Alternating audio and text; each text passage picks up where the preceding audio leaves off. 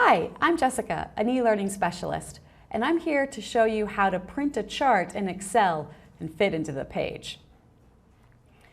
So it's not as difficult as it sounds, but I'm going to show you. I've got this chart and I'm going to go under Print, and if you're using 2013, you get this great preview automatically. In earlier versions, you need to go to Print Preview to see what I'm looking at right now.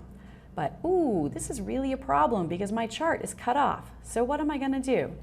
I'm going to go back to my file, and I can either highlight some area and go under Page Layout and tell it Print Area, set my print area, and then from here, move my chart if I need to make sure that it gets in there.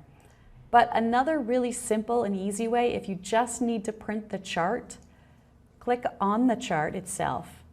Now go to Print, and you'll have some settings here. Print selected chart.